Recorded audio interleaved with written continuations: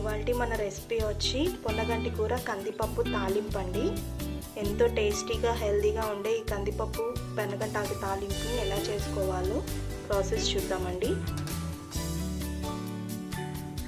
Hi hello నమస్తే, welcome to ఆహా ఏమి రుచి. ఈరోజు మనం చేయబోతున్నామండి పొన్నగంటి కూర తాలింపు అండి. దానికి కావాల్సిన పదార్థాలు ఏంటో చూద్దాం. ఒక 200 గ్రాములు పొన్నగంటి కూర అండి, అప్రాక్సిమేట్గా ఒక 3 కట్టలు ఉంటుంది. కొద్దిగా పసుపు అండి, కొద్దిగా పోపు దినుసులు, ఒక 10 వెల్లుల్లి రెబ్బలండి, రుచికి సరిపడా సాల్ట్, ఒక చిన్న టీ గ్లాస్ కందిపప్పు అండి, ముందుగా ఉడికించి తీసి పెట్టుకున్నానండి. కందిపప్పు పలుకుగా ఉడికితే సరిపోతుందండి. ఇప్పుడు దీనికి ప్రాసెస్ ఏంటో చూద్దామండి. ఇప్పుడు ముందుగా స్టవ్ వెలిగించుకుందామండి.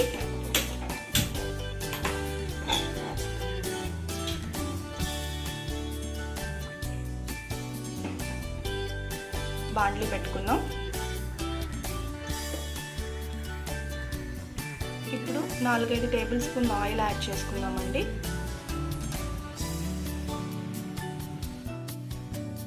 ఆయిల్ బాగా హీట్ ఎక్కిందండి. ఇప్పుడు ఇందులోకి కొంచెం ఆవాలు యాడ్ చేసుకుందాం. ఆవాలు చిట్పట్లాడుతున్నాయండి. ఇప్పుడు ఇందులోకి ముందుగా చూపించాను కదండి పోపు దినుసులు యాడ్ చేసుకుందామండి. వెల్లుల్లి రెబ్బలను యాడ్ చేసుకున్నాము.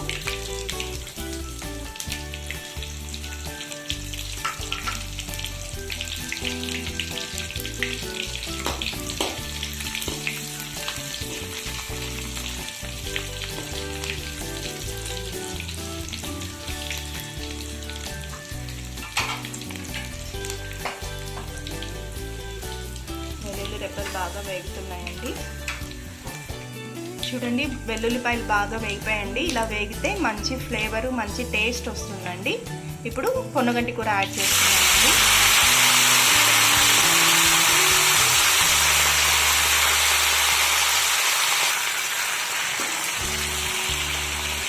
బాగా కలుపుకోవాలండి.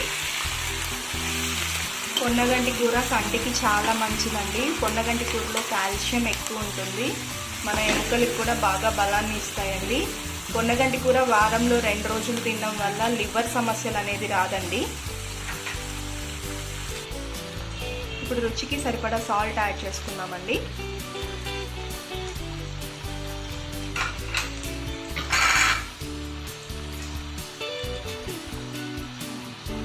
ఒక టేబుల్ స్పూన్ పసుపు యాడ్ చేసుకుందామండి.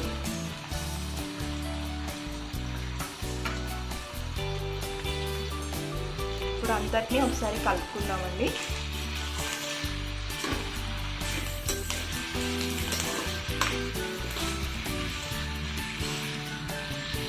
పొన్నగంటి కూర హెల్త్కి చాలా మంచిదండి.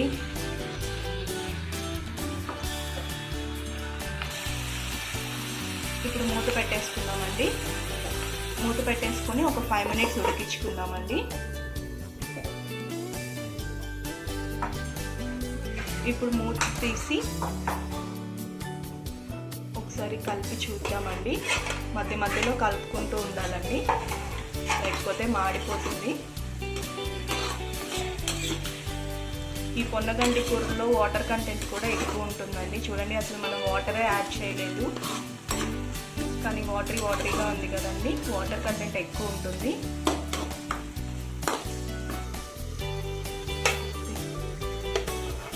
ఇప్పుడు మూత తీసి చూద్దామండి. చూడండి, ఆకు బాగా మెత్తగా ఉడికిపోయిందండి. నీళ్ళు కూడా ఇంకిపోయాయండి. ఇప్పుడు ఇందులోకి ముందుగా ఉడికించిన కందిపప్పును యాడ్ చేసుకుందామండి. ఇందులోకి మీరు పెసరపప్పును కూడా యాడ్ చేసుకోవచ్చండి. పెసరపప్పు వేయించుకొని తీసుకొని ఆకుతో పాటు యాడ్ చేసుకుంటే సరిపోతుందండి. పెసరపప్పును అయితే ఉడికించాల్సిన అవసరం లేదు. చూడండి, ఇట్లా బాగా కలుపుకోవాలండి.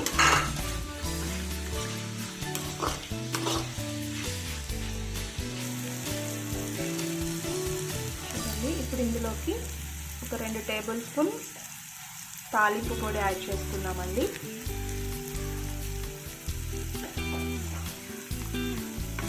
చట్నీ బాగా మిక్స్ చేసుకున్నామండి. చూడండి, మన పొన్నగంటి తాలింపు రెడీ అయిపోయిందండి. ఇప్పుడు దీన్ని ఒక స్టవ్ ఆఫ్ చేసేసుకుందామండి. ఇప్పుడు దీన్ని ఒక సర్వింగ్ బౌల్లోకి తీసుకొని సర్వ్ చేసుకుందామండి.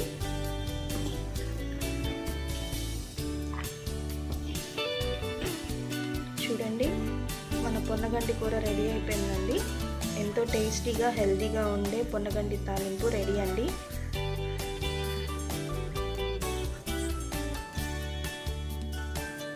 వీడియో నచ్చితే లైక్ చేయండి, షేర్ చేయండి, సబ్స్క్రైబ్ చేసుకోండి. Thanks for watching.